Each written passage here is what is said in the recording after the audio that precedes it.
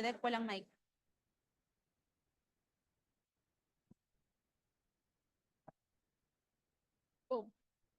Good morning, everyone. Before we proceed, here are some important reminders. First, please make sure that you have signed the registration forms. You can find the registration booth near the entrance. So if you haven't signed it yet, please do so at your earliest convenience. Second, please evaluate both the first and second day of our event. You may scan the QR codes for our evaluation forms on your tables or at the back of the program brochure. You may also find it here on our screen. Your evaluations are crucial to ensure that your CPD points will be credited. Thank you for your cooperation.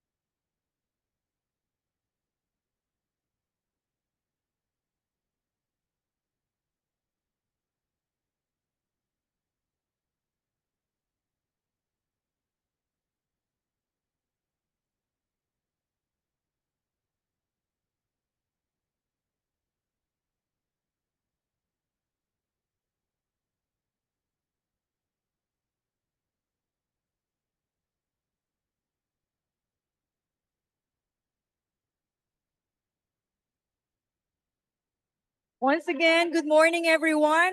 Again, here are some important reminders. First, please make sure that you have signed the registration forms. You can find the registration booth near the entrance. So if you haven't signed in yet, please do so at your earliest convenience. Second, please evaluate the first and second day of our event. You may scan the QR codes for our evaluation forms on your tables or at the back of the program brochure. You may also find the QR code here on our screen. Thank you very much. Your evaluations are crucial to ensure that your CPD points will be credited. Thank you.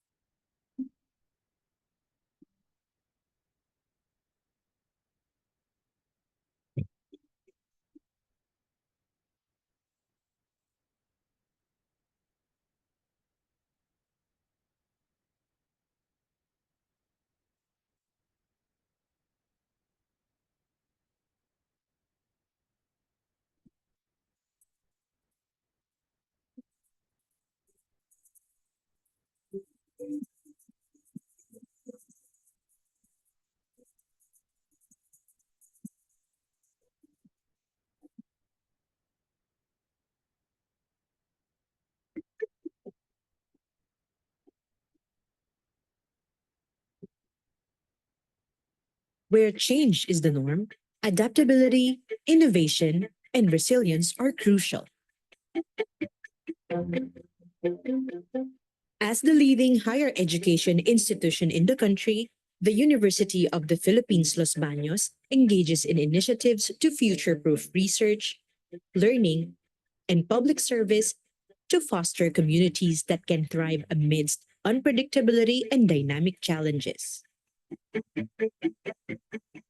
Grounded in compassion and a collaborative spirit, UPLB is dedicated to consolidating and seeking groundbreaking solutions and fostering academic excellence.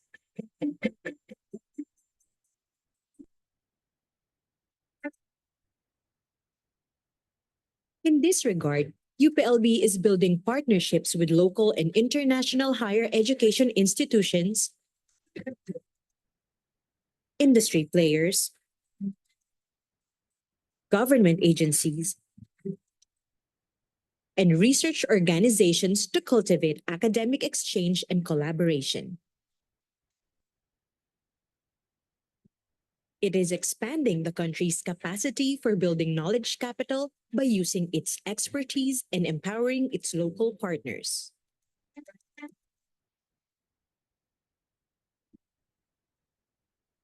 This has given rise to more opportunities for pursuing higher education with UPLB and its partner universities.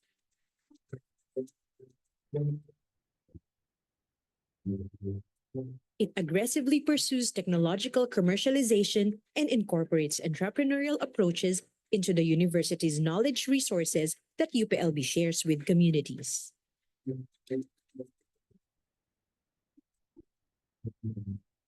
To establish a sustainable and efficient foundation for these efforts, it is accelerating digital transformation on campus, making university processes and services more accessible and efficient.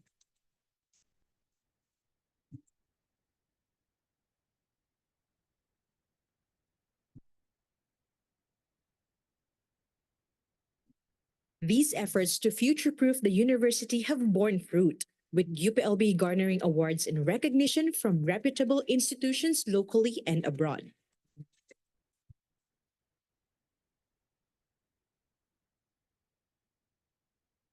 As UPLB continues to lay the foundations for the future of higher education, it will continue towards its goal of becoming a leader in knowledge creation, research utilization, and public service.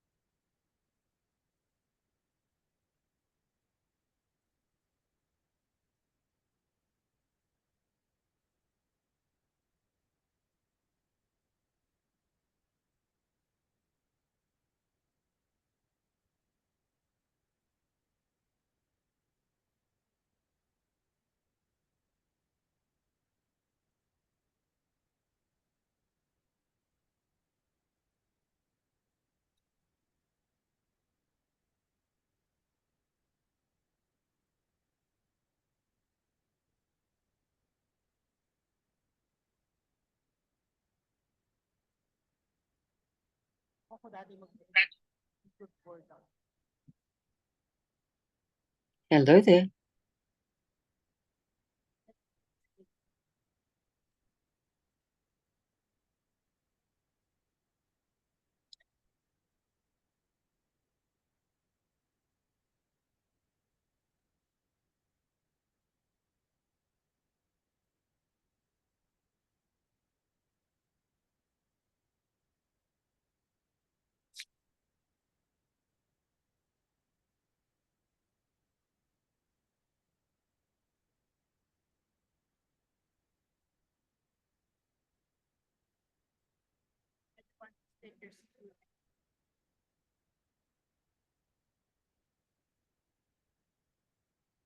Everyone, please take your seats. We will begin in 5 minutes.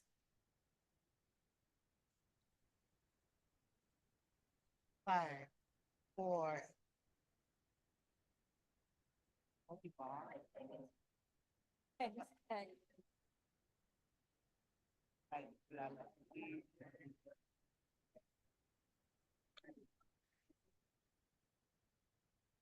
Dr. Sirato sa Elakas.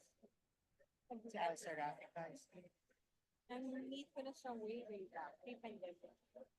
MC rin ako sa isang event sa Circa.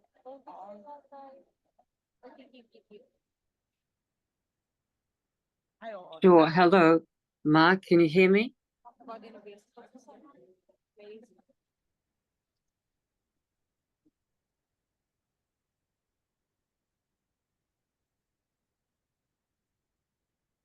Are you going to advance the slides for me?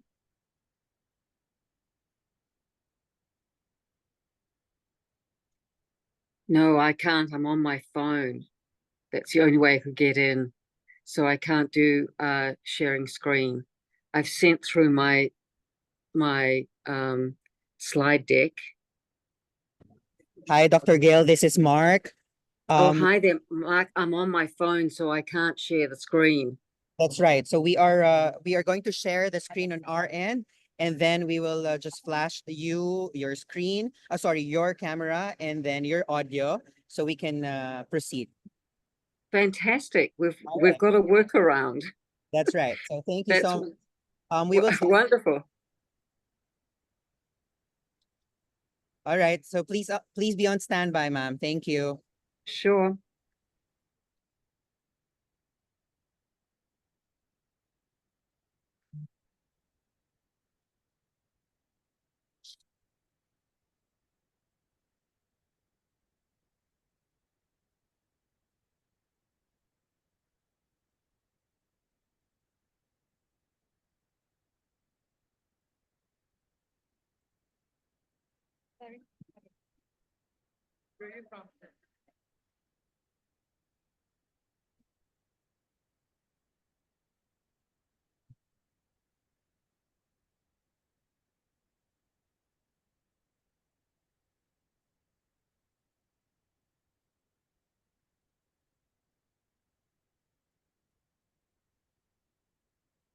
Ay, taray, nag-blend ako sa ano.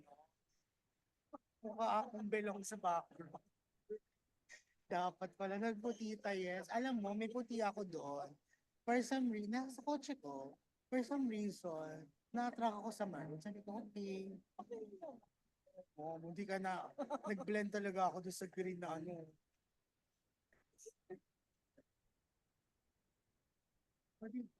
Tapos, oily pa tayo.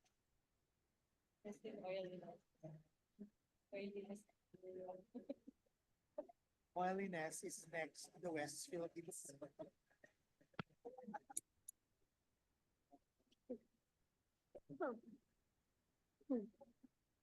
Layo lang ng technique.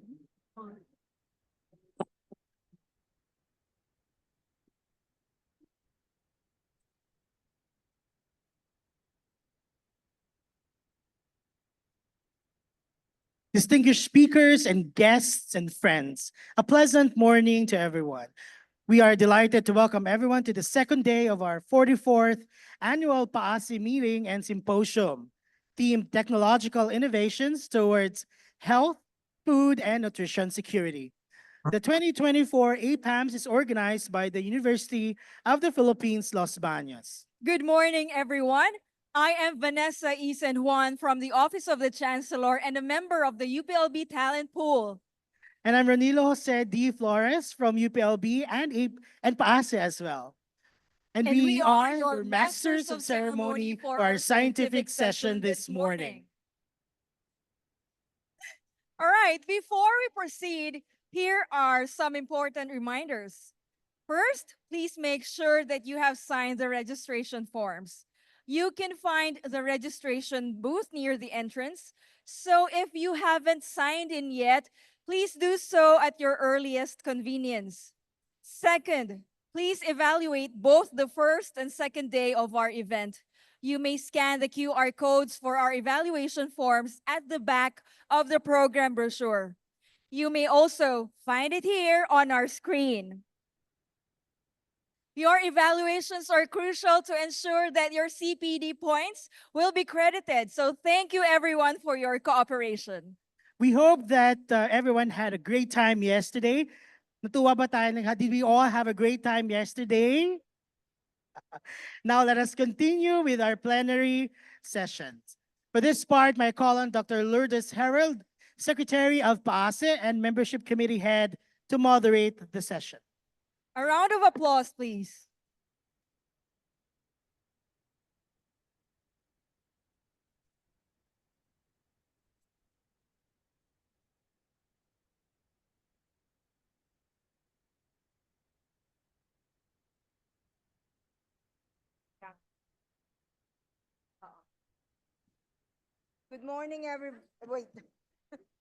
Good morning, everybody. Our first plenary lecture of the day focuses on the USAID Upskill Collaboratory Platform for building capacity of higher education instruction, faculty, and staff. Our esteemed speaker is Dr. Gail McDonald, Senior Consultant at Arizona State University. His storied career includes serving as Vice President of Research and Professor of Business Ethics at Unitec in Auckland, New Zealand, and past President of the Australian and New Zealand Academy of Management. Our speaker has graciously prepared a video recording to share her insights and expertise on this important subject. Please join me in welcoming Dr. Gail McDonald as we dive into the innovative efforts and initiatives aimed at enhancing the skills and capabilities of our higher education faculty and staff.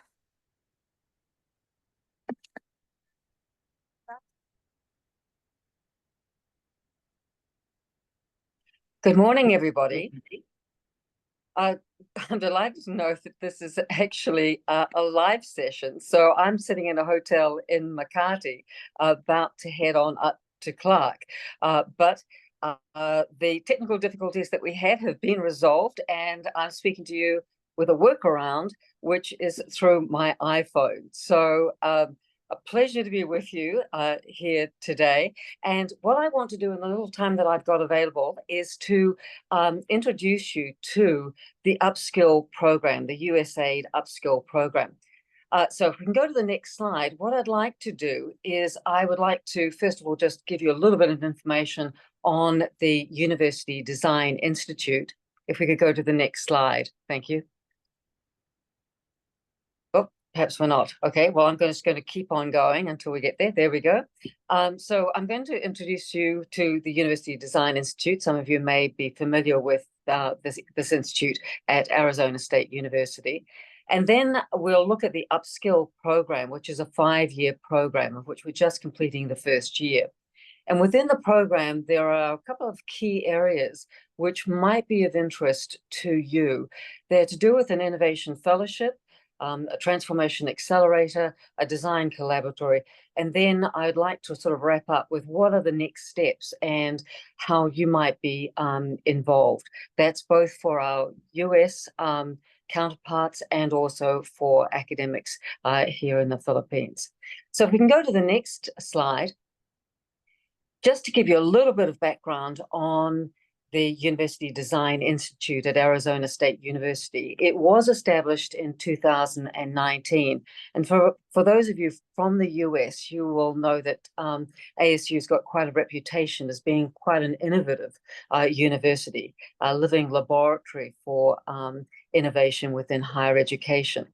They also have a vision about seeing universities as powerful engines of social transformation and economic impact. And so the University Design Institute, as you can see from the next slide, is an institute which is working in multiple different capacities. It works at the university level. And as an example, here we've got a university in Vietnam that's being assisted with introducing a lot of transformation. Also at the university system, and that's happening in Mexico.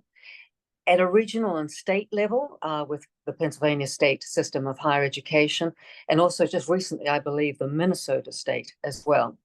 At the country level, that's where the Philippine Project is present. And so USAID Upskill Program is working at the country level.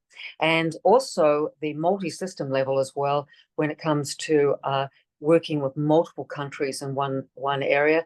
And that's a particular project which is in conjunction with the MasterCard Foundation for e-learning. And it's an initiative which is involving a number of countries within Africa. So you can see that the University Design Institute is operating both inside the US and also outside. And from the next slide, what you'll be able to see here is all the little blue dots. There are a few of them, and the little dots are to do, oh, we've skipped a slide, but that's right, is to do with all the various geographic locations. Okay, moving on now to the US-Philippines partnership. This particular upskill program, and that's what the acronym is there, the US, Philippines, et cetera, et cetera, et cetera. So this particular, we just call it upskill because it's just so much easier. It's a 5-year program, as I mentioned, and the intention, as you can see in the next slide, is to strengthen higher education. And that's across the board, not just state universities, and also including private universities, local universities, and colleges. So it's a very broad church of institutions that are being brought into this particular program. And the broad initiative is about addressing growing issues of quality, of access, and relevance of higher education programs. So that is quite a large mandate. But nevertheless, as you can see from the next slide, there are 3 pillars of activity that the upskill program is focusing on. The first one is to do with policy and governance. The second one, I beg your pardon, is to do with regional alliances. And the third is to do with higher education capacity building. Now, that little green bubble on the left-hand side is the one that ASU is involved in and that I'd like to speak to in a little bit more detail now. So the higher education capacity building is to do with developing universities in a number of different ways. And the intervention strategies, as we'll see from the next slide, or the key activities in this institutional capacity strengthening, are really around 3 areas. Predominantly the Innovation Fellowship. This is a fellowship for individuals, those that are in middle to higher level management from both administration and from the academic domain. And it's to do with identifying leaders that are going to be future advocates of change. So it's looking at those people that have got an appetite for innovation and impact in higher education. The Transformation Accelerator is a little bit different to normal accelerators in that it's quite front-loaded with a lot of capacity building at the beginning. And I'll talk about this in a little bit more detail. But this is to do with driving ideation and rapid prototyping of those, particularly those projects which are around the Philippines and Philippine-focused higher education solutions. And the design collaboratory is like a repository of materials and information and programs and webinars on a variety of topics. And it's there to deliver tools needed to build capacity in higher education. So if we go into each one of these in a little bit more detail, if we can go to the next slide, you can see that the Innovation Leadership Fellowship is an 8-month program. There are currently 16 fellows in the program. And this involves masterclasses and convening classes, and that are exposing the fellows to current trends, current innovations within the higher education sector. There's also a week-long immersive in Arizona State University, and that's going to be conducted in October. And wrapping up the program will be in December in Manila, where projects will be identified that the fellows will hopefully go on and work with. The Innovation Fellowship, if we go to the next slide, utilizes as a framework and underpinning for the fellowship the 6 university design imperatives. So the areas that are being looked at and the design tools and the support mechanisms and methodologies are around these 6 design imperatives to do with university mission and governance, leadership and culture, and learner experience, which is quite broad, digital solutions, partnerships and financial models, and research and discovery. And that, of course, has to do with the interest in building capability in research, as well as commercialization, tech transfer, those types of activities. If we go to the next slide, we can see that in the next slide that is about the Transformation Accelerator.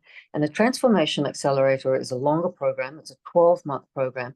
And while the fellowship was focusing on individuals, this particular initiative is focusing on higher education institutions. And higher education institutions in the Philippines are eligible for this Transformation Accelerator. Now, we are hoping that they will also bring along partners.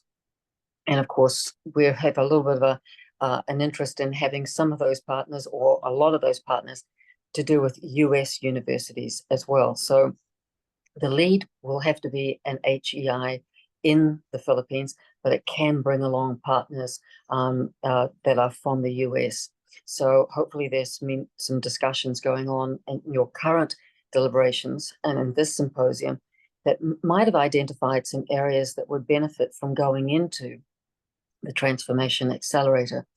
So this has to do with workshops and mentoring and specialist support as people ideate and identify a critical challenge, and then develop the mechanisms by which that challenge might be addressed in the community level, right through into the sector level, the higher level sector levels. But we're looking for impact. So it's design, ideation, and implementation of a transformation project. If we go to the next slide, you can see that the accelerator is in 3 parts. The first part is to do with accessing and getting some initial exposure to the problem or the issues that people would like to work on. The second is refining, and this is where the sessions are about bringing in experts and mentors on that particular issue that has been identified, perhaps developing some sort of testing and prototyping. And then the third phase is actually where there is a grant funding opportunity. And this is from USAID. The grant funding is there to actually assist with the implementation. That's not to say that the particular project could be funded from other sources, from other grant opportunities, or be co-funded as well. It could be that, for example, there might be a number of funding sources depending on the size of the project. And the project is anticipated to be about 18 months in implementation as a maximum. That's sort of given the US aid type guidelines. So there is funding to actually take this particular project and take it to the next step. If we can go on now to the next slide, this particular slide is about the third activity. First one, of course, was the fellowship. The second one was the accelerator. And this third one is the design collaboratory. And I have to say, this is an area where I believe those of you that are present in this symposium could be of greatest value. What this particular collaboratory is about, it's about providing very current, very topical resources to build and to assist in building local capacity in universities and colleges. And I'd like you to think of it as on two levels, two planes. The first is the number of convening seminars, webinars, training, those sort of activities. And then the second one is the second level is actually a digital repository of materials. So it's where there might already be pre-existing material or resources that under this particular structure could then be posted out and utilized. We've done a number of workshops, if we can go to the next slide, as to who would benefit from this type of initiative. And from the next slide, you can see that it's intended for faculty, not students. This is particularly intended for building capacity of faculty, of administrators as well, so not just academic staff, but also might extend to regulators and other stakeholders, particularly, for example, technology companies as well. So that is in the next slide. And if we can jump that slide, because we've just covered that, this is who might utilize the material within the collaboratory. If we go to the next slide, we can see that the ways that higher education institutions might engage in the design collaboratory. And in the following slide, we can see that they can identify particular topic areas of need. And there's already been quite a lot of work done in this area where higher education institutions have identified issues that they would like to have more support, more training, more development on. For example, AI is clearly a very topical area. We also feel that the AGIs can disseminate information within their organization. So in other words, they're a great mechanism by which information can be spread out. And if there's a forthcoming training program that is of value, we would like that to be then communicated to people within higher education institutions that would actually benefit from that. We're encouraging participation of faculty and staff. And if we go to the next slide, this is where all this detail is. We're also looking at it being a two-way process. So in other words, we're looking at not only providing information from ASU, from US organizations and universities, but also where there are areas of expertise that reside within the Philippines as well, because there's a number of success stories that are worthwhile sharing and would benefit. So it is a two-way process here. So we're looking for areas where people might be able to contribute expertise, host events, and facilitate some of those peer networks. So the collaboratory provides a great opportunity for developing communities of practice. So if there's a particular area that's shared by a number of universities, this is the avenue by which those communities of practice could be nurtured and developed, and then exposed to developing trends and opportunities. So if we go to the next slide after this, we have done a little bit of work already in identifying, well, what topics, what are the critical areas of interest and of need within Philippine higher educational institutions. And you'll see from these slides that I'm about to present here, that we've used those design imperatives, the 6 design imperatives that the that ASU uses, the University Design Institute uses.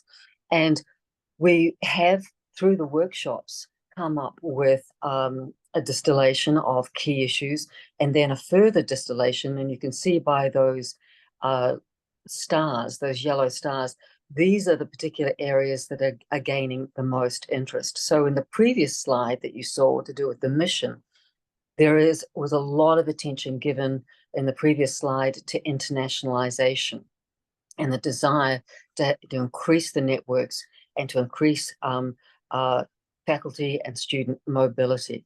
So that was in the previous slide, the bottom right-hand quadrant. You can see that was a very topical one. So we're looking at the main ones. If we go to the next slide the next slide, after the university mission and vision, the next slide has the leadership experience and the types of issues that have been developed in the learner experience. There's a number of issues that were identified here. And the main one you can see in the bottom left quadrant were regarding curriculum design, quality education, bringing quality into academic programs, and alignment of the curriculum to workplace and industry needs. In the next slide after that, the one that's perhaps of most interest to this group here is, for you, it would be the research and discovery. And you can see that there's a very interesting summary of the findings, that faculty research capacity building is the standout here. This is the area that universities in the Philippines would like the most help with. And for those of you who are university supporters, this is where you can help. This is where some of those workshops, training programs, and expertise that you have could be utilized in this particular domain. The next slide has to do with partnerships and financial models, and you can see here that the big issue is academe and industry collaboration, engagement, and industry alignment. How do we do this? How can we do it well? What are some of the best practices? And what are the models that could be utilized within Philippine higher education? If we go to the next slide, digital solutions are also an area, and without a doubt, top left-hand quadrant, new technologies, AI integration into education, curriculum and instruction. So these are the main areas. So new technology is considered to be a must when it comes to development and capacity building. So what's next? Well, what's next is that I'd like you to consider areas that you feel that you might be able to contribute. You are the cream of the crop of our academic elite, if you like.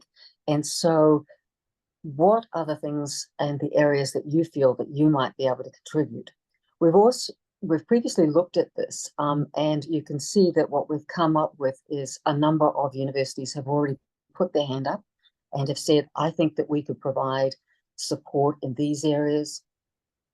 We can help out.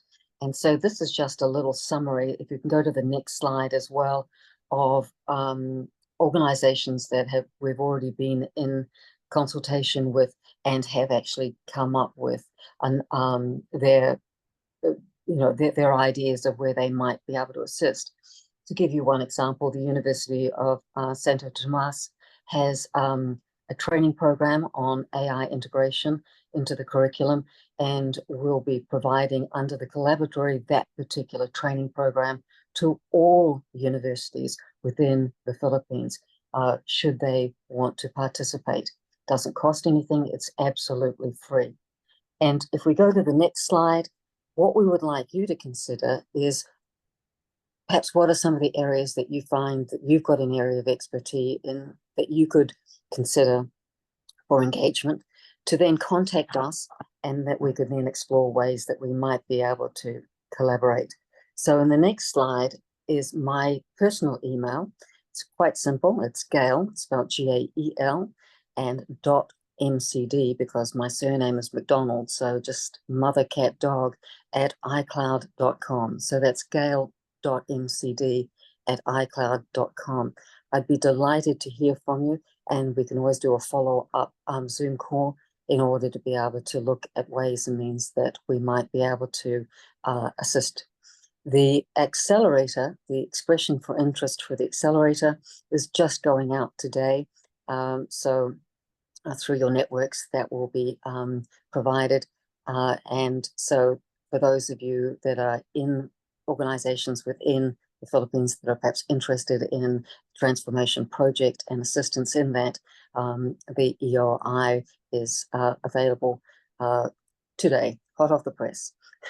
So thank you very much for the time that I've taken out of your symposium in order to promote the upskill program, and particularly the initiatives that the ASU has got to do with the fellowship, the accelerator, and the collaboratory.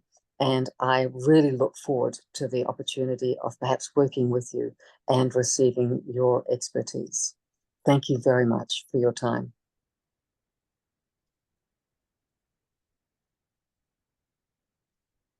Thank you, Dr. Dr. Gale. McDonald, for that insightful and highly informative presentation on the capacity building for higher education faculty and staff. If you have prepared some questions for our speaker, please do not hesitate to raise them during the open forum segment later. Now, moving on to our next plenary session, we continue with our overarching topic on the convergence of life sciences and multidisciplinary fields for advancing healthcare. We are honored to have Dr. Carmencita Padilla, who happens to be the most recently conferred national scientist in the country. Dr. Padilla is a professor emeritus of pediatrics at the College of Medicine and a pioneer in the genetics in the Philippines and the Asia Pacific region. Her distinguished career includes serving as chancellor for UP Manila, founding director at the Institute of Human Genetics and the Newborn Screening Reference Center, and executive director at the Philippine Genome Center. Dr. Padilla is a recipient of numerous prestigious awards, including the Eric C. Nubla Excellence Award and the Presidential Lingkod Bayan Award. Colleagues, please welcome Dr. Carmencita Padilla.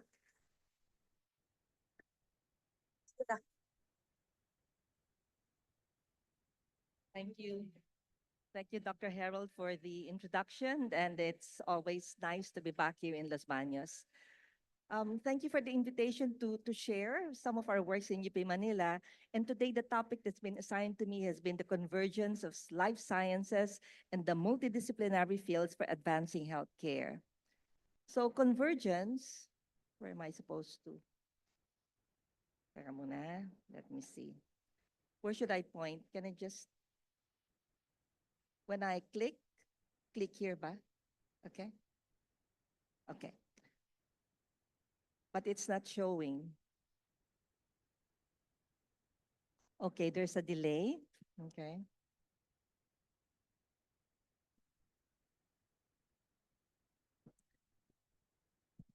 So let me just move on. The second slide actually will give the definition of convergence.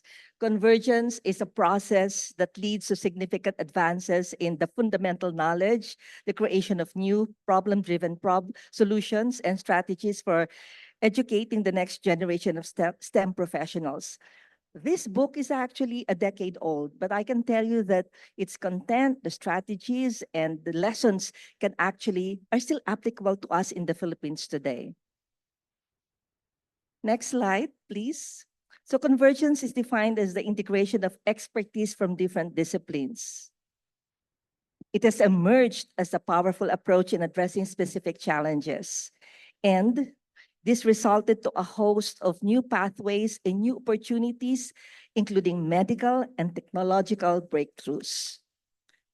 So today, this session is going to present 3 examples demonstrating the value of collaboration and interdisciplinary and integrated research for advancing healthcare.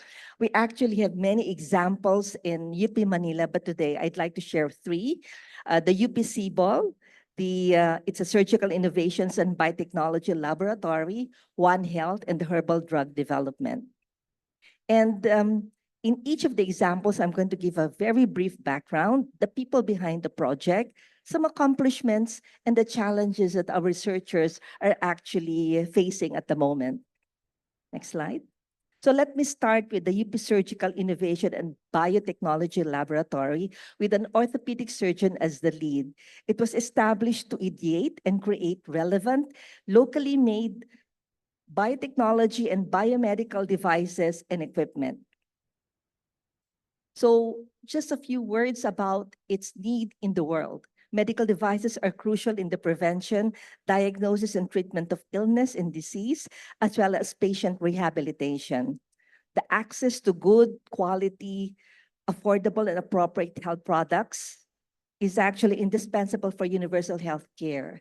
And with the universal health care being implemented in the country right now, this is definitely very crucial. Next slide. So almost all devices present in the developing countries have been designed for use in the industrialized countries. So consequently, they're unaffordable and they're not adapted to the low resource settings. So let me start with how this came about. It actually started as conversations leading to innovations and collaborations, wherein faculty and researchers from UP Diliman and UP Manila had a conversation over Zoom. And they said, we can share expertise with this conversation, let's move on. And as you can see, it's just a couple of faculty members wanting to work together for the benefit of the Filipino patient. Next slide. This led to meetings on site, not necessarily just by Zoom. And with the engineers coming to visit the hospital, they were able to identify easily a dozen projects that they can work on together. So in other words, that conversation has led to the discussion of what can the physicians and the engineers do. Next slide, please. So launching on the campaign of then Secretary Fortunato de Leon on the Philippine Innovation and Financing Science for the People, they actually came up with projects that they applied for a grant at the UST. And thus, we have the CBOL as a project initiated by the College of Medicine in collaboration with with the College of Engineering in UP Diliman. Next slide. But COVID happened. You see, this happened at the end of 2019. And much as they wanted to move on, the problem was that how are they going to move on? Because there was a stop in all of their operations. They had no money, no infrastructure, no equipment, and so on, but they had the reason to exist. And what they did was actually go back to the screen again and find out what can they do together, the engineers and the physicians, in relation to COVID. And the next slide will show you that, again, they were able to come up with a list of projects that they can actually use for our patients and our clinicians. Now, if you notice, they had 3 mottos. It was to protect the patient and the physician, disinfect, the people who will be working in the hospital. And then, of course, being able to implement now healthcare from a distance. And you can see that in the investigators with a mix of engineers and physicians coming up with the products. I'm only showing 2 of the products here. The PAPR is actually a very expensive device that you can buy overseas, but was not available at the time because of the demand worldwide, but locally made now, affordable, and not necessarily only for COVID times. The one at the bottom, if you could just click the video, is similar to what you see in the X-ray. They developed this so that the nurses, the physicians, as they get out of the wards, they can actually be disinfected and be cleaned. And we realize that this actually can be used even outside of the COVID times, in other industries for that matter. So what has happened is that despite the fact that they were on a halt, they were asked to stop, you all know that most of the projects actually stopped. This group of engineers and physicians decided that they can still do something for the benefit of the Filipino patients, and these ideas came into action. Among their products, I know that 5 are ready to be scaled up for commercial level. So it is important now that we move from the ideation, and now they're moving into the quality control and eventually to commercialization of this, scaling up the product so that it can be used by the hospitals. Next slide. Now, in the field of in the world right now, there is a realization that One Health is something that we must all be familiar with. It is really the interconnectedness of nature, the nature of man, animal, and the environment. And this was led by a infectious disease consultant, Dr. Destura, as part of a project called a Global Health Security and One Health Initiative. The National Training Center for Biosafety and Biosecurity is a relatively young institute of NIH, I think only in 2018. But they have been running workshops for hospitals in the spirit of biosafety for the different hospitals across the country. So this particular initiative was established to respond to emerging threats, the global health security, and increasing educational demand. So in other words, there was already a demand within the community of the academe, as well as the health professions, on its need for the country. Next slide, please. Now, by definition, it's a collaborative multidisciplinary approach that recognizes the interconnection between people, animals, plants, and their shared environment. And I think, this umbrella will show you that with the zoonotic infections on the left side, and then all the comparative medicine and translational medicine on the right side, there is an intersection in the middle wherein they have to work together to be able to understand and be of better service probably to our Filipino patients, because we were doing this really in the spirit of making better utility for the products of this project for our patients. And under the umbrella, you can see that practically all of the fields, environmental health, ecology, vet med, public health, human medicine, molecular bio, health economics will have to come in play to make this a reality for our setting.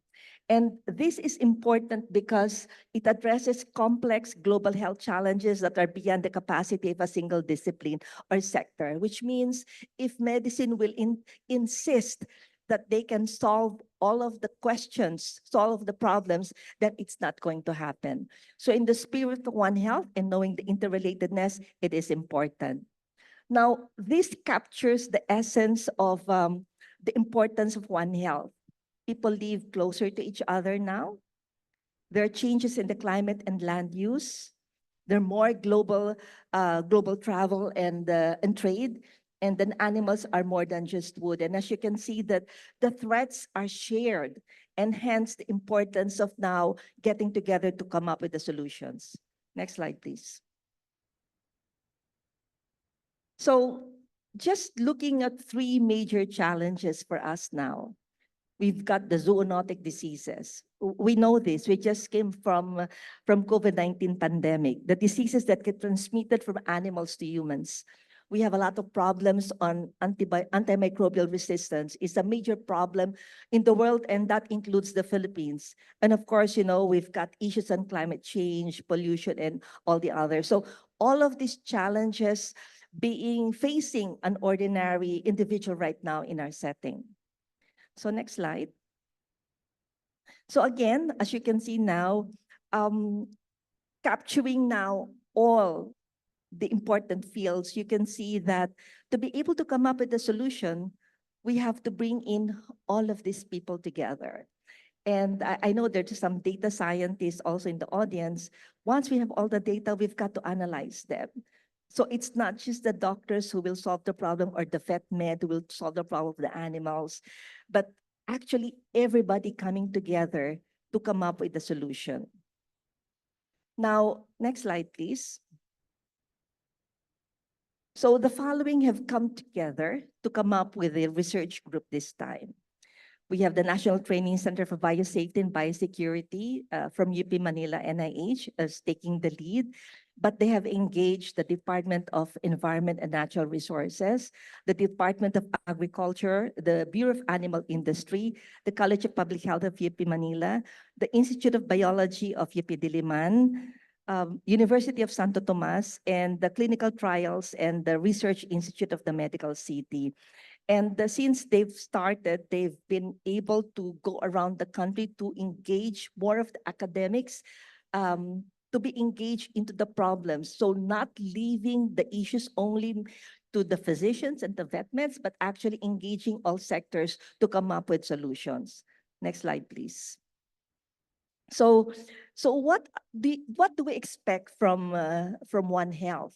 Now understanding the interconnectedness of man and animal. So there are a few that we have developed in the Philippines. For one, we have enhanced diagnostic tools. So we've been able to improve the tools for detecting disease. So we have the one for COVID, for the COVID test, and then the other one is for dengue. And the one actually with the yellow stripe on that corner is actually for the African swine fever. The next set is the improved surveillance systems, and this is really better tracking and response to health threats. And the Department of Health has actually assigned the Philippine Genome Center at the time that we had the COVID pandemic to actually monitor the movement of the COVID virus and the changes and the mutations and so on, and understanding the movement of the virus as they affected the Philippine individuals. And the next slide, the next part will be the education of having to educate now all the sectors for resources for public awareness and education. So One Health does not mean only health. You always think of only either doctors or vet meds but you can see here that we've got to be connected. The next slide will include two other possible outputs of One Health. One is the innovative treatment protocols. We have a lot now on immunotherapy, fighting cancer. I'm just going to give some examples. We have nanotechnology for food security, disease treatment, delivery methods, new tools for molecular and cellular biology, new materials for pathogen detection and protection of the environment. And the last one, but not the least, of course, is phage therapy. And also, as a result of the One Health initiative, we had a lot of comprehensive health policies actually coming out from the Department of Health.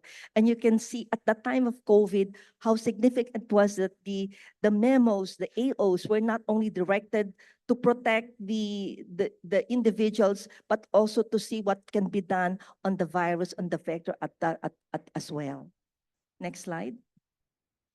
So the One Health initiative is one thing that's very young and is looking for additional people to be engaged. And I hope there will be people in the audience who will take an interest. So the last example that I'm going to give you is actually the herbal drug development. As we all know, the cost of care is very expensive in the country, in the world, depending also on the pharmaceutical industry to be able to respond to the needs of our patients. So the herbal drug development was established to make available inexpensive but high quality, affordable medicine and to propagate the use of herbal medicines of proven safety and therapeutic efficacy. Next slide, please. So let me just go back to how it started. It's of the three examples, this is actually the oldest. CBOL only started in December 2019. The One Health initiative really started only about 2 years ago, 2022. And this one really started way back in 1974.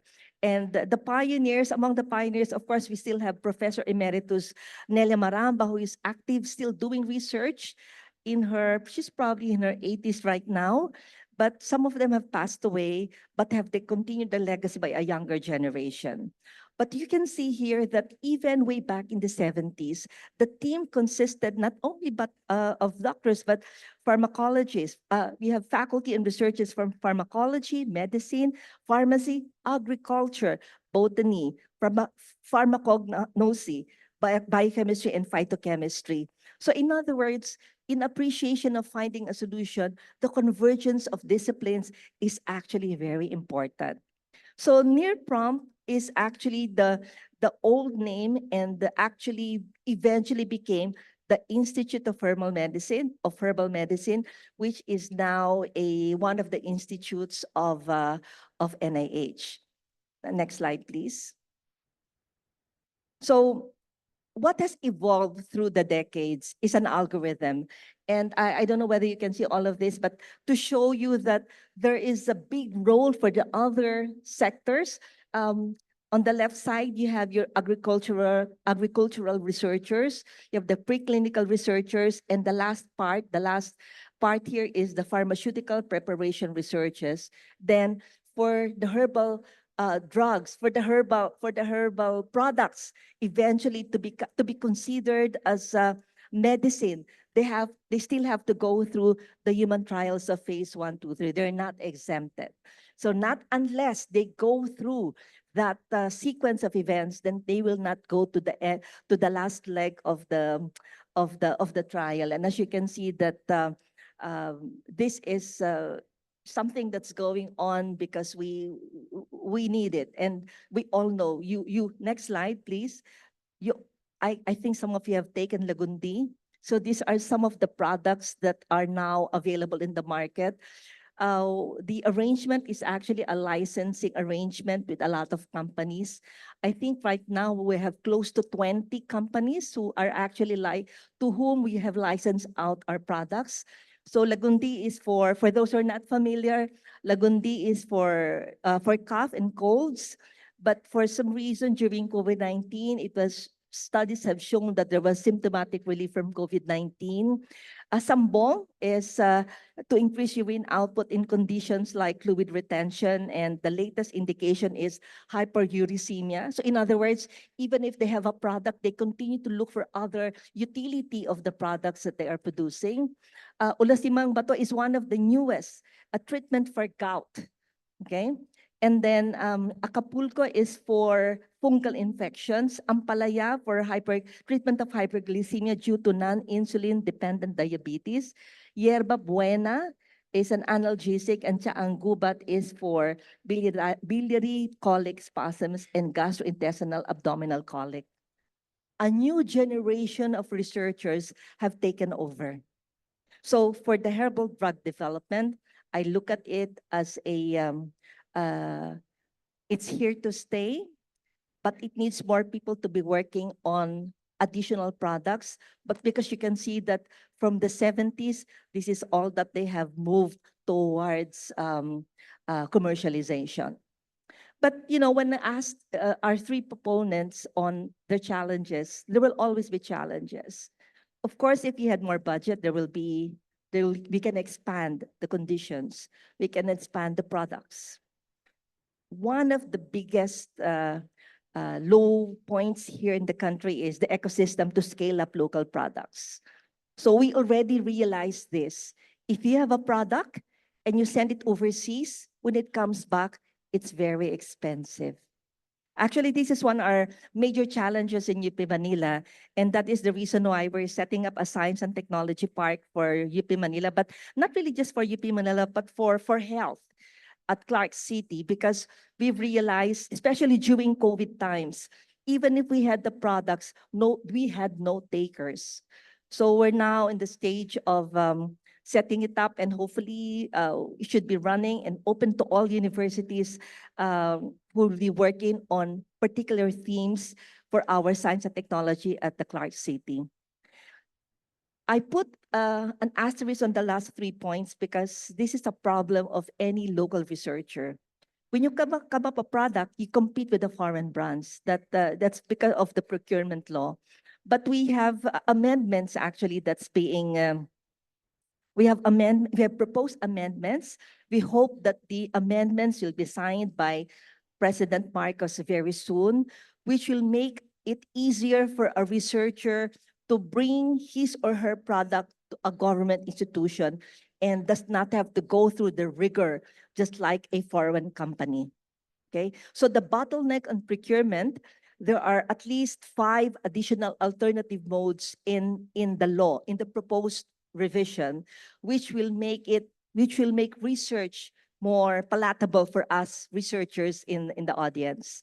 And as far as the uptake and acceptance by the local market, the amendment will actually give a leeway for our local products to enter the government structure for procurement. So I understand this three asterisks are things that will be solved in an upcoming set of amendments. But I think what is important for us to remember now is that all of this will not happen if we're not working together. So my final word, next slide. Next slide. So in summary, what I've done, I've given you 3 examples. But what were the key things that we learned? We need to have conversations. We have to talk to each other. Number 2, somebody has to come up with a research question, and you have to reach out to the other disciplines to actually help you. And number 3, it really takes time to find the solution, and you cannot do it alone. You have to do it as a group. And that is the essence of collaboration, and that is the essence of understanding that convergence will find the solution that is best for our community. So with that, I'd like to thank you and for the opportunity to share our work in UP Manila. Maraming salamat po.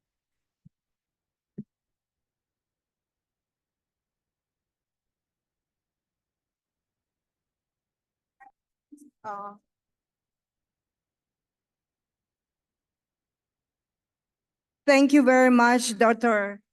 Carmencita Padilla, for the highly comprehensive presentation on the different approaches or exposition on how we can use multidisciplinary approach in improving the health of the Philippines. Now, we're pleased to introduce our final plenary session for this morning, which is about technological innovation towards health security. We are privileged to have with us another national scientist, Dr. Lourdes Cruz. Dr. Cruz is recognized for her groundbreaking contributions to the biochemistry of conotoxins.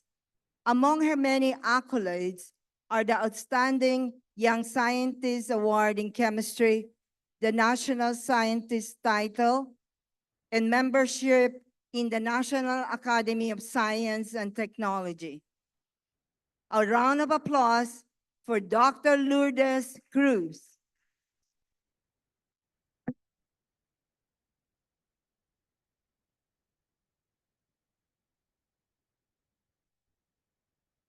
Good morning to everyone. Good morning to PASE members. And I would like to thank Dr. Gladys Completo for inviting me to give this talk. The title, I'm now leading the Future Earth Philippines program. And so I have this title, modified the title a little bit, the SDGs and Technological Innovations Toward Health Security. So I'd like to talk first about the SDGs and where we stand, and then mention the technological innovations that may affect us in the future. So next slide will show that the Philippines has been an ecological deficit for more than half a century. The last time that we were balanced in terms of ecological deficit was in 1960s.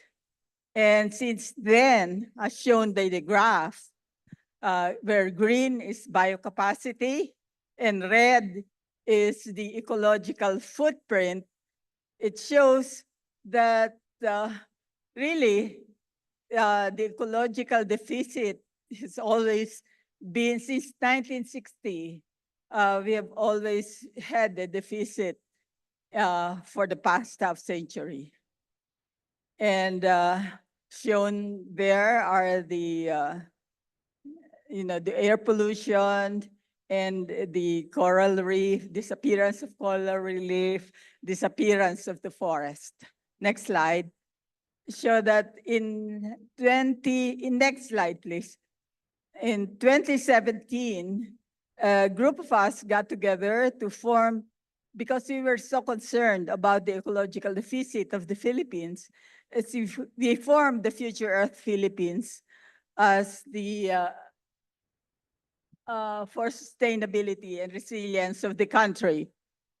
The urgent mission is to advocate and work for the participation of all sectors in a national effort to increase the country's biocapacity and to reduce its ecological footprint as a path to Philippine sustainability and resilience. The vision is a progressive and resilient Philippines sustained by inclusive science and technology, innovation, and a culture of integrity, equity, and Filipino values. And the medium-term goals are to improve the national capability to attain the SDGs through knowledge to action programs for sustainability and to provide science-based policy recommendations for sustainability and resilience. The next slide shows our favorite representation, the wedding cake representation of the SDGs, where the foundation is a healthy atmosphere. So we have there the SDG 15, SDG 14, SDG 15 for our healthy forest, SDG 14, life below water, SDG 6 on the availability of clean water and sanitation, and SDG 13 or climate action. And then on this foundation, you build a society that will be a progressive society that will be maintained by an economy, which is the topmost tier of this wedding cake representation. The next slide shows where we are now. From 1920 to 1923, in 2020, and then 2021, there was a decrease in our ranking on the SDGs, in our score and ranking. And then, but this has improved to 98 and 92. Today, it's 92 out of 166 countries, and the score is 67.47 over 100. And among the SDGs, we are only on track with respect to responsible consumption and production. But we still don't recycle. We need a circular economy to develop a circular economy, not in terms of biosciences, not only in terms of biosciences, but also in terms of looking at the georesources. So we are on progressing slowly with respect to no poverty, zero hunger. These are the orange colored dots. Quality education, we're stagnant. Good health and well-being, we are red on good health and well-being. We are stagnating in quality education, gender equality, clean water and sanitation, and affordable clean energy. And we're improving also a little bit on industry innovation, infrastructure, and partnerships for the goals. This means that we are on track, but we are improving slowly, but not on track to reach the goals by 2030. According to a recent meeting of the UN, none of the countries will achieve worldwide will achieve the Sustainable Development Goals. So a new science has been proposed. They call it the Mission for Science. Mission Science. Okay, the next slide shows that among us here in the Philippines, among the members of the Future Earth Philippines, we thought the focus should be on sustainable cities and communities. Because of the growing population, we now are developing into an urban and city continuum. So wherever Metro Manila has grown so big, and then there are metropolitan cities that are also become having more and more population. And as interventions, we look at SDG 4, quality education with affordable clean and a clean energy, SDG 9 on industry, innovation, infrastructure, SDG 13, climate action and sustainable consumption and production. And in the sustainable cities and communities, we should have healthy people and environment. The health includes decent work, and economic includes if the people have decent work and economic growth, they can have good health, zero hunger, and no poverty. Whereas on the environment, we should have clean water, life below water, and life on land. Now, as guiding principles, we consider 4 of the SDGs to be cross-cutting: the gender equality, reduced inequalities, peace, justice, and strong institutions, and partnership for the goals. So we should all help each other. Next slide. We have focused in the last several months, we have focused our attention in Central Luzon because of the big problem there in Central Luzon, the expanding flooding problems of Central Luzon, where many towns experience daily flooding because the land has subsided, land subsidence, and the sea level rise, and other factors. So what we did there was an interdisciplinary approach consisting of natural, social science, scientists, and we included also the community members and the LGUs, the NGOs, and using a science-based systems approach at the regional level. And we should have a whole of nation approach involving all the different sectors, the government, the media, because media affects so much how much people think, what people think, the NGOs and the industry sector and the academe.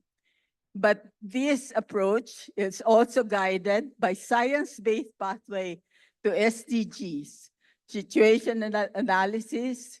We do a PESEL, SWOT, and TOES analysis first with the participants, do a problem tree analysis. We did a comprehensive problem tree analysis where right away the comprehensive problem tree showed where the people can really collaborate, the different sectors. And we have the stakeholders analysis and log frame analysis. And the knowledge action programs to sustainability follows. And so this is the foresighting, and we relate this to the foresighting and future thinking of DOST, which is now known as Pagtanaw 2050. And then we also have some recommendations and roadmaps to submit to the government. And here are partners initially, but we're now expanding the partnership. We have formed the universities SDG Action Network so that the universities in each of the provinces can be our bulldozers for linking with the LGUs and the communities. So this is being done in Central Luzon. They now hold what is known as the Tech Talks, Technology Talks, Knowledge Transformation, and they do this once a month. We also hold the SDG Action Hour every Friday, and we try to involve everybody in this. Next, please. Next. Okay. Now, to help us with linking with respect to health, there are WEF mentions 5 innovations that are revolutionizing global healthcare. The artificial intelligence, which we are all aware of, that is an example of this enables mammograms to be reviewed 30 times faster with almost 100% accuracy, reducing the need for biopsies. And then the health tech company, Cure-A, is enabling the early detection of lung cancer through AI, and AI is being tried to interpret chest x-rays. Now, there's also 3D printing, which is good for making dental implants, replacement joints, and customized prosthetics, and the si Juan Gobet Advincula is set up 3D printing facilities in the OST and in Bataan. And he has also students in different places in the Philippines. Next slide. Then we have the CRISPR gene editing, which is being explored for various applications. And number 4, virtual reality, which can be used in performing advanced surgery, treating mental conditions, and helping pain, minimizing pain, and facilitating pain treatment. And then we have, of course, the smart bandages, which is a bandage that uses sensors to monitor and wound healing. So one knows what to place in the burnt patient, for example, or in other injury cases. But aside from these 5 innovations that are now revolutionizing the global healthcare, I think what is most relevant to us will be what I've shown in the next slide, 21 innovations that can really help us in the universal healthcare system.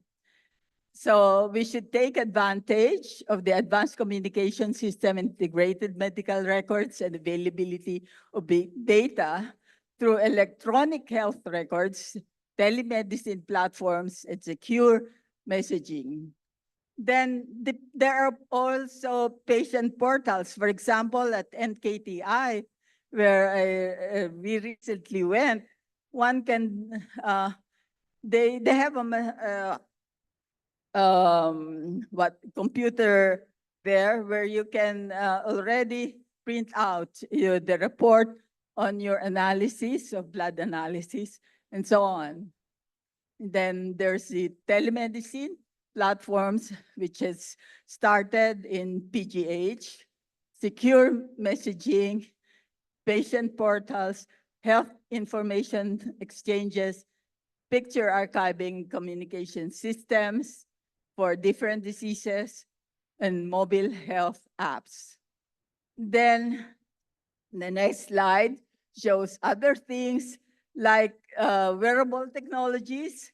We now have, I'm wearing one, which is the smartwatches, which tells you the blood pressure and can also be a fitness tracker. We have RFID, radio frequency identification for tracking equipment, VoIP and United Communications, social media, artificial intelligence, and machine learning. Then there's the augmented and virtual reality. And the Internet of Things is helping us and allowing us remote monitoring and data collection, decision support systems, cloud computing, 3D printing, blockchain, emergency alert system, and the old technology of email and fax, which many people don't use anymore, the fax. Okay, next slide. Now, what we are worried about is the human capital index. The human capital index is an international metric developed by the World Bank and through a project known as the Human Capital Project. The Human Capital Project is a global effort to accelerate progress towards a world where all children can achieve their full potential. It measures the human capital that a child born today can expect to attain by her 18th birthday.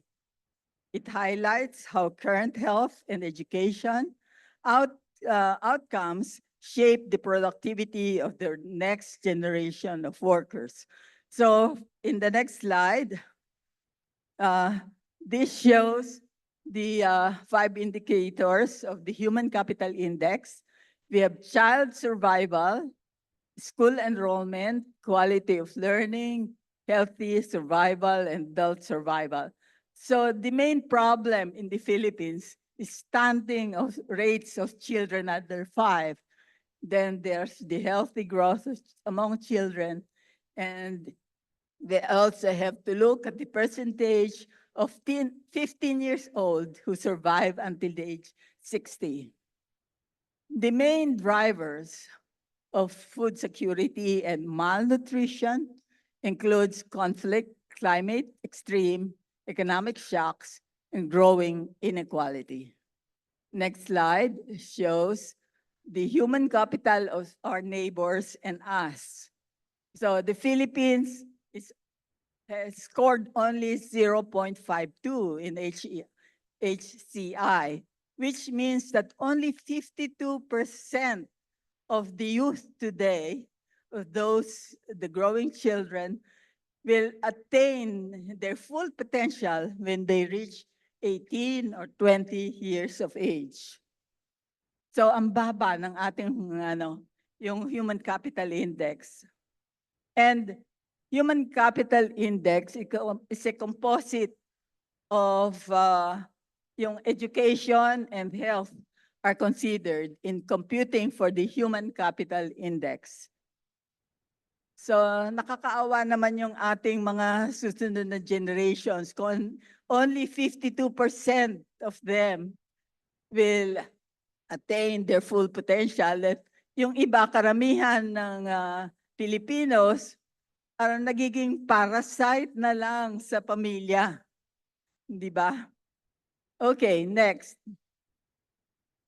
So yung sa undernutrition in the Philippines, according to the World Bank, 2021, 30 years with no improvement in prevalence.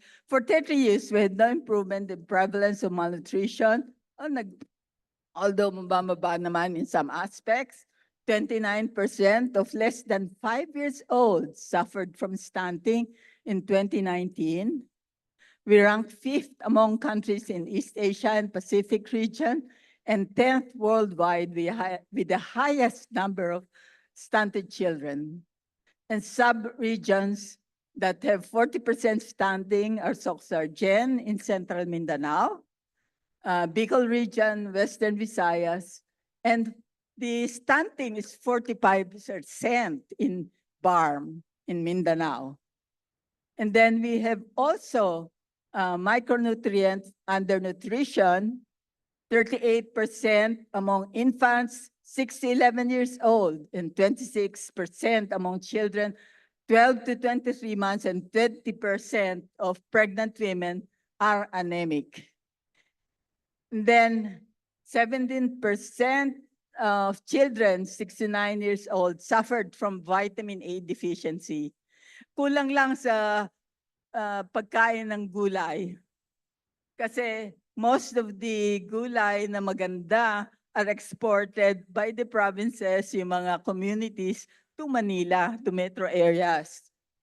And we have 22% deficiency in 12 to 24 months and 18% deficiency in 6 to 12 months. So the trend in 5-year-old, 5 years old mortality rate in the Philippines has been decreasing. We are improving, pero not enough for us to attain the SDGs. Okay, next slide. Next, please. So the mothers really, sorry na lang para sa males, kasi sa provinces, most of the males are umiinom, nagdadaldalan sila with having, ito yung mga gang mates nila. And women are known as ilaw ng tahanan, or ilaw, meaning light of the homes, and the men are supposed to be the haligi ng tahanan. But marami, we have experienced this na yung kasambahay na pumupunta sa Manila, karamihan sa kanila galing sa Quezon or the Visayas, where the poverty rate is low, and nahiwalay sa sila sa kanilang pamilya. Education of mothers is extremely important because we need women in educating preschoolers in the and in school, instead of home economics, which is wala na yata ngayon, we should teach family economics. Kasi kung hindi mag-iipon ang pamilya, may magkasakit lang isa o may mangyari sa isa, magkakaroon na sila ng utang. And resilience of the family and sustainability should be this the resilient family and a sustainable family should be the basic social unit that we should aspire for. So with that, I conclude my presentation and thank you very much.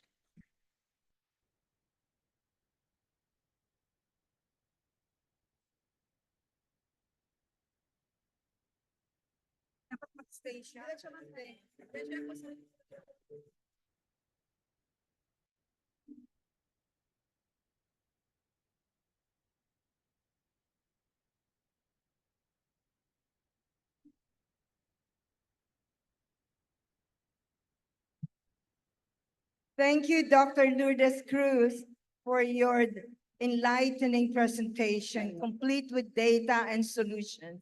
Thank you. Now we will transition to our open forum session where we have the opportunity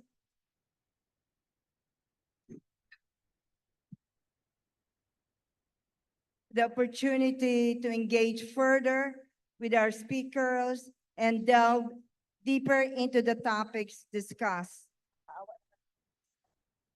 There is a microphone set up in the middle of the room for your convenience. If you have a question or comment, please make your way to the microphone to ensure that everyone has a chance to participate. We kindly ask that you keep your questions brief and to the point.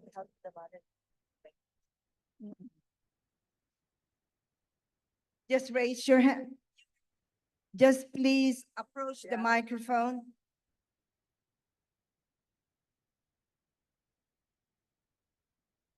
Meron ba? Nakakasilaw kasi Alin? yung ilaw na yun. Good morning. Patayin ba natin? Hindi Good bali, it's morning. okay. Good Um, morning. Leah Tolosa Croucher from the U.S.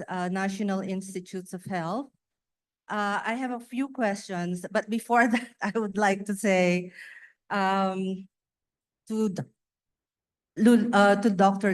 Lourdes Cruz, I am a little shocked by the statistics, especially with the young children, and I hope that the Department of Health is taking notice of this. I'm not really sure if there is a communication between the SDG and the Department of Health. Well, It's really, really Pero may problema. shocking.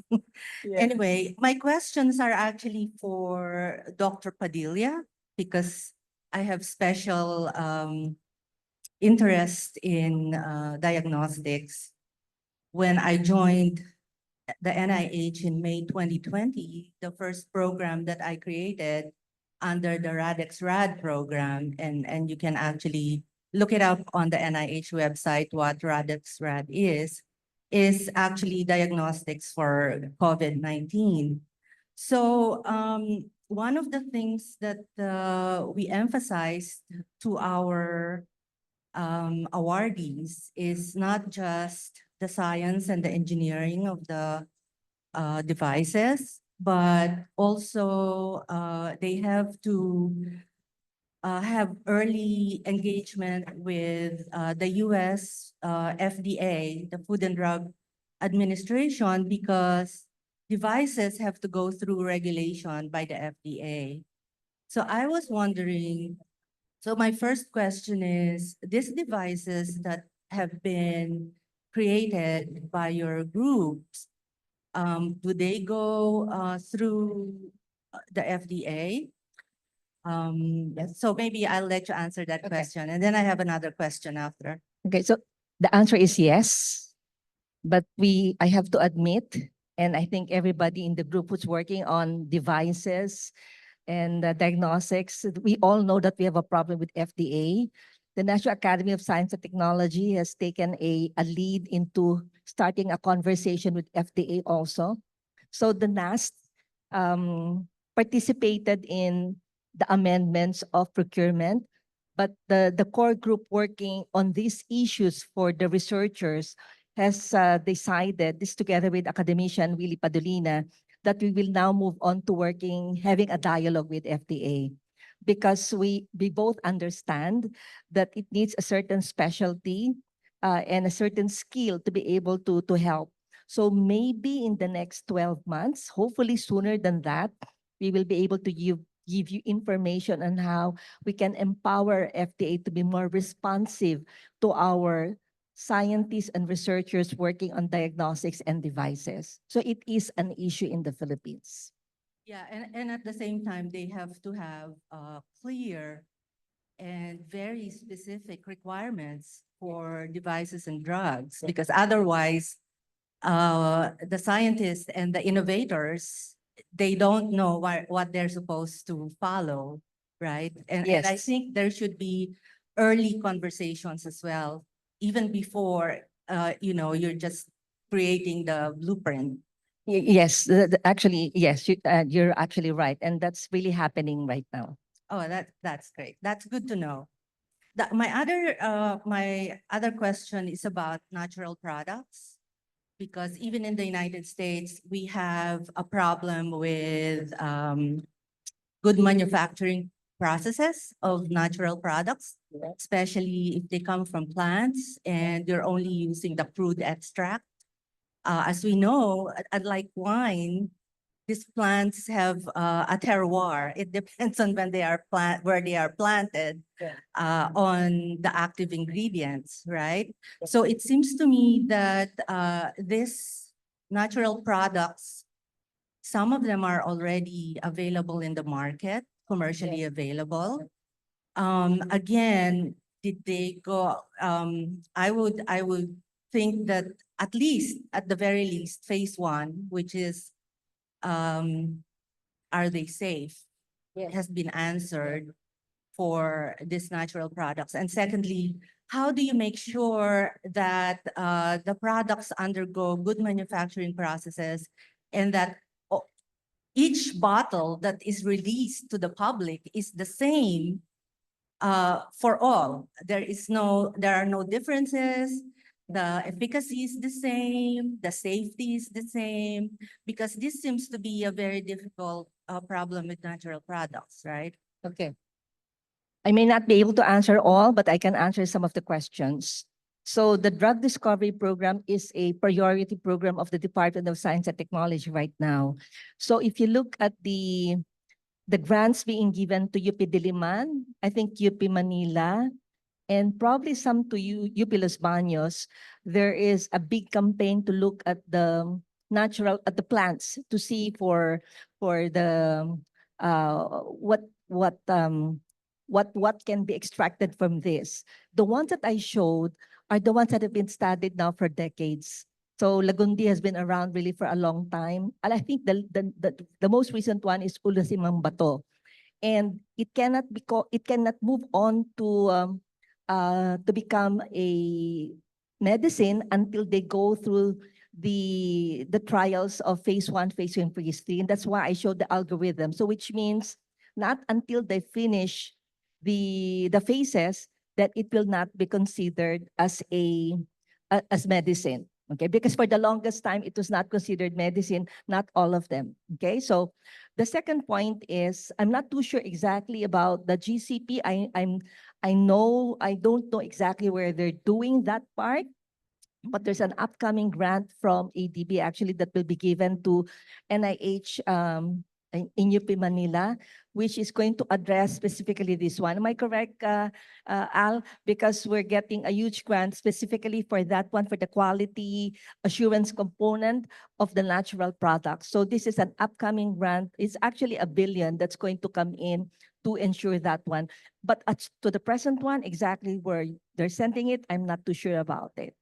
If I look at the diagnostic kits, okay, for the GCP, the group who's doing it now just received a grant of 70 million from NDC to set up the GCP lab for its products.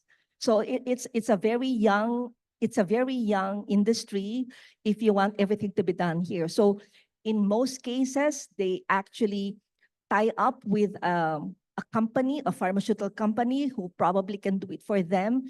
But this time, the grant that I'm saying, the 70 million grant, is going to the spin-off company of UP Manila so that they can actually have their own instead of outsourcing it. So for the equipment and the resources that are not readily available in the university, the researcher actually outsourced, and that means they have to pay for it. But this grant is going to make it happen. So the grant from ADB is going to be awarded actually by the first quarter of next year. And there is a big component on natural products for the quality control and quality assurance of the natural products. And then maybe when it is set up, maybe just give us a year, you can come and visit the new building of NIH because there's a whole floor that's dedicated to it. That would be great. Thank you so much. Is that an invitation? Yeah, can I Yes, add yes, something? yes. You can. You just give Yeah. a year to finish it. But I think by 2026, we're in full swing. We hope to open it by next year. Oh, that's great. Maybe Can, in the can next- I add something? Yes. That the government, the OST, has a class LUNAS program for herbal drugs. And it has 2 trucks now. One is the drug truck and the other is the functional food truck, which usually states there that there is no therapeutic claim until the FDA approves the product. Yeah. And they look at the different plants collected from different parts of the Philippines. And in case of Ampalaya, which is now sold in the market, they found that the variety that was taken from Makiling is the one that is been very good in terms of analysis.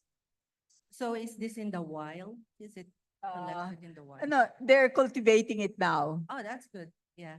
Okay, thank you so much. And also, I just want to add that my institute, which is the National Center for Advancing Translational Science, is very much interested in natural products. But the direction that we're taking now is actually synthetic biology.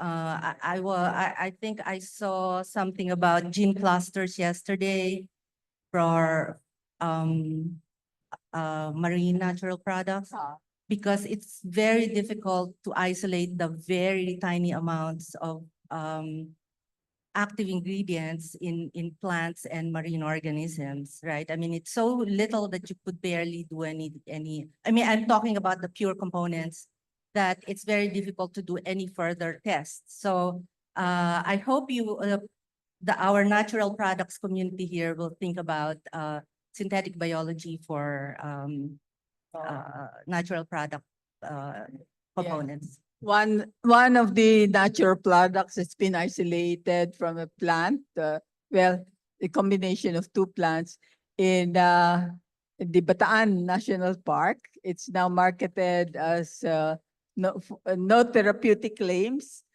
until the FDA will approve it now for drugs.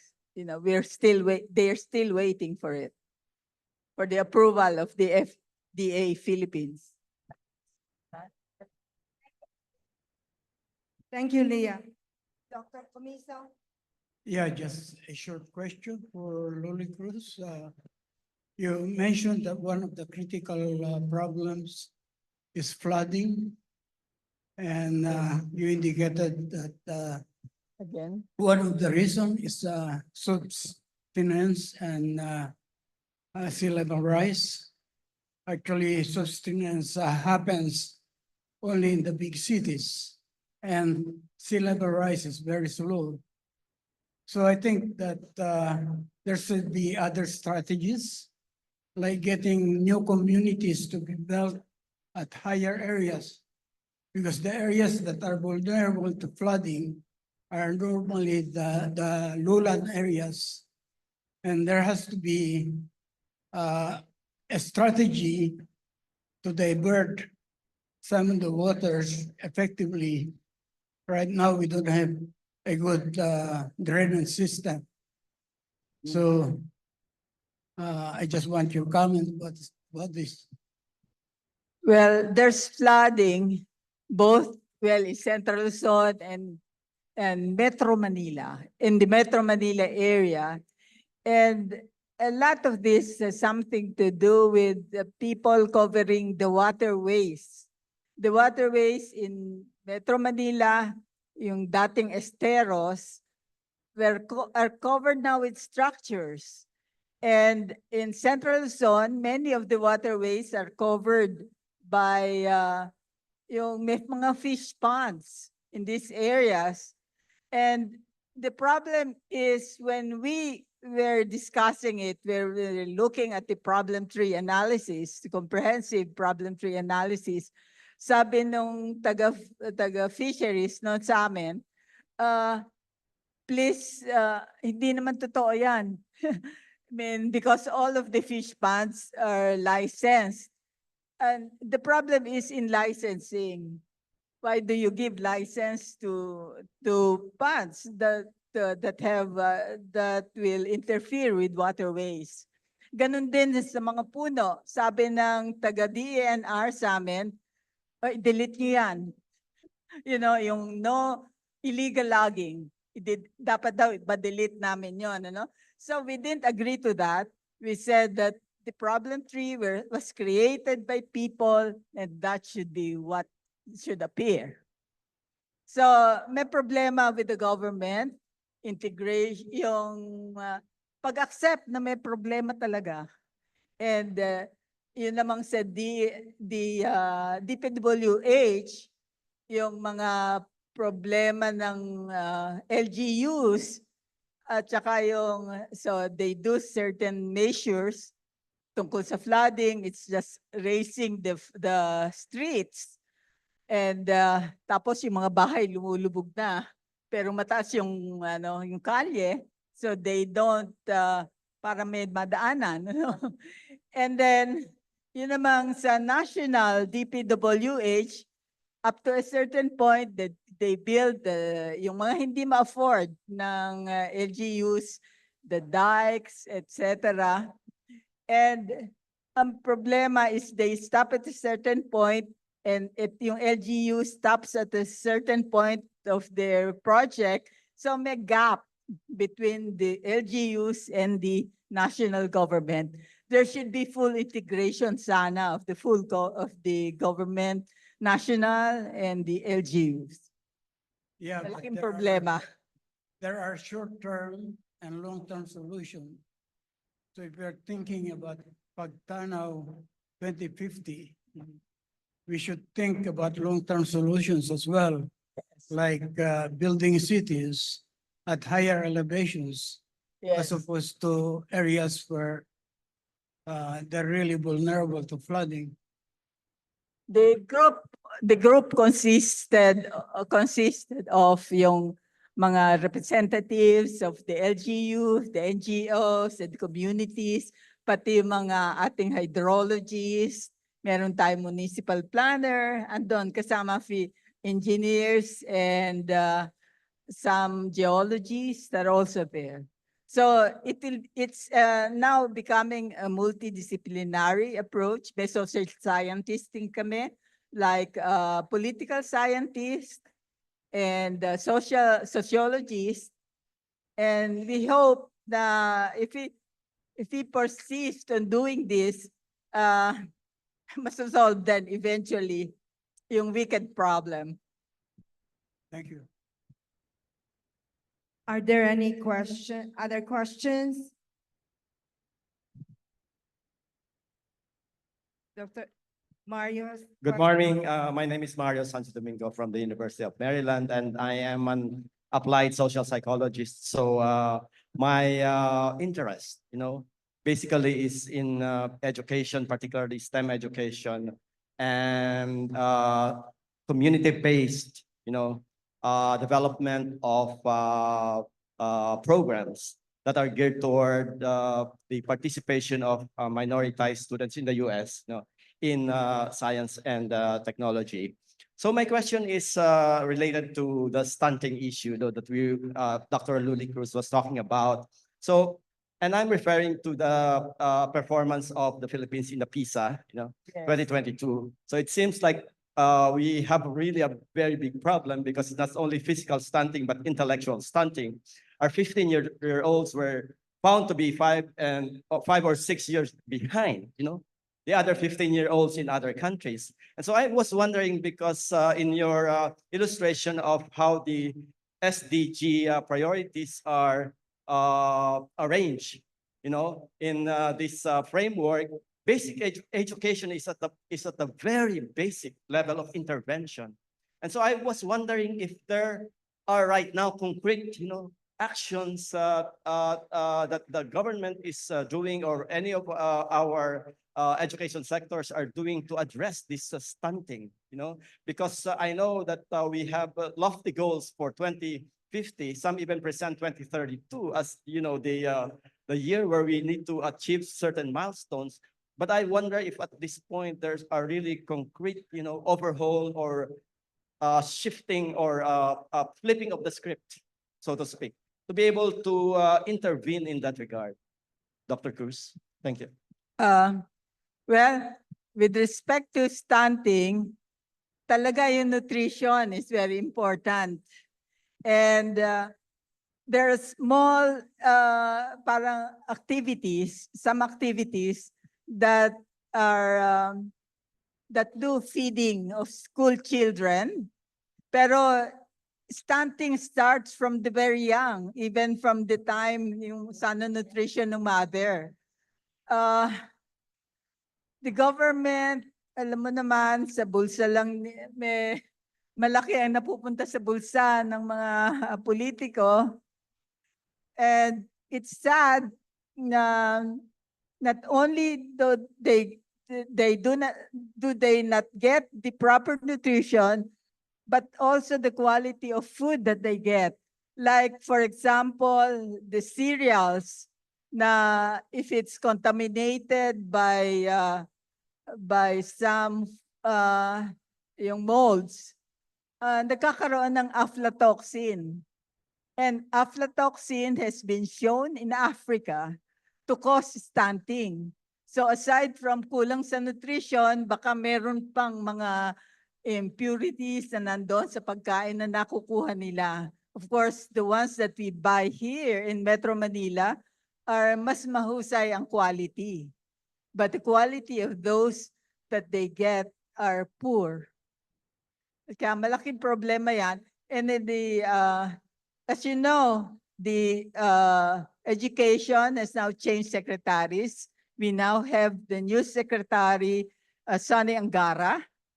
And we hope that he can do better. That sana yung education, elementary, yung secondary and tertiary will be all integrated na. Kasi hiwa-hiwalay yan eh. There are different commissions for each of these. I was just signaled by the producer to end this wonderful dynamic open forum. So give yourselves a round of applause.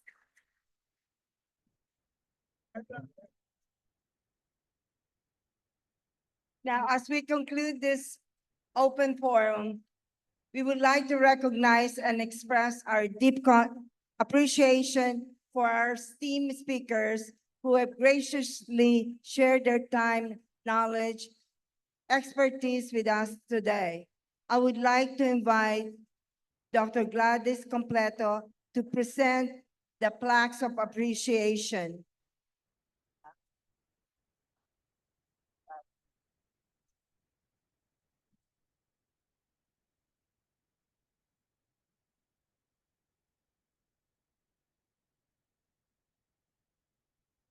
This plaque of appreciation is awarded for their invaluable contribution as plenary session speaker during the 2024 annual PASA meeting and symposium with the theme Filipino scientists across the border towards developing regional S&T innovation, ecosystems, and sub-theme technological innovation towards health, food, and nutrition security, held on the 15th to the 17th of July, 2024 at the University of the Philippines, Los Baños.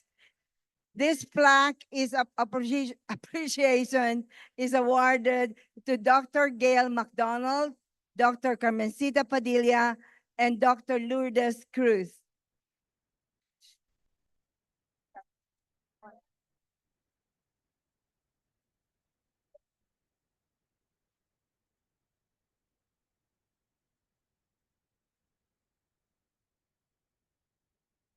Once again, thank you very much to Dr. Gail McDonald, Dr. Carmencita Padilla, and Dr. Lourdes Cruz for their meaningful presentations. And of course, to Dr. Lourdes Harold for moderating the scientific session.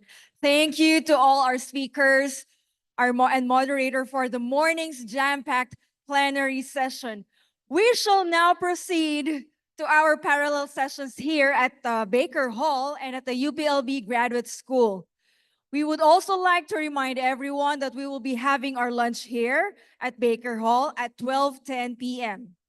For our room assignments, parallel session 2.1 will be held at the graduate school at room 201. Presenters for parallel session 2.2 may proceed to the GS conference room, while presenters for parallel session 2.3 may stay here at Baker Hall. Our next parallel session will begin at 11 a.m. And for parallel session 3.1, which will be held at the GS conference room. Parallel session 3.2 will be at GS room 201, while session 3.3 will be at room 202. Presenters for parallel session 3.4 may stay here at Baker Hall. Thank you, everyone, and we'll see you later.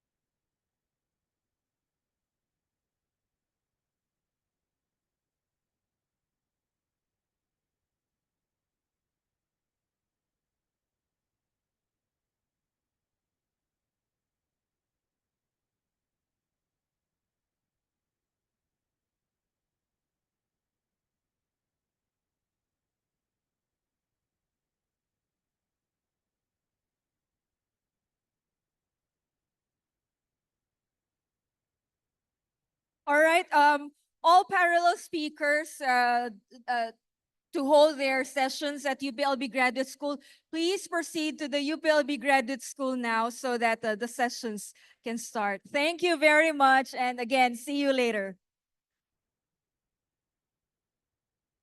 Yes, sir.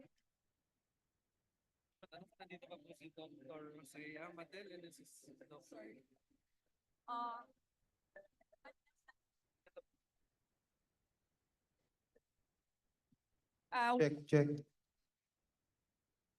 Prove. Check.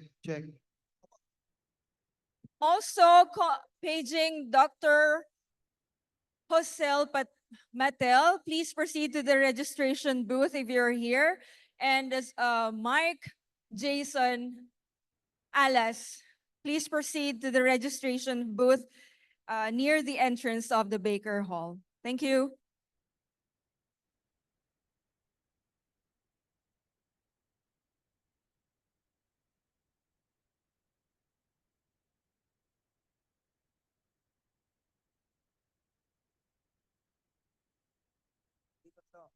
What do you think?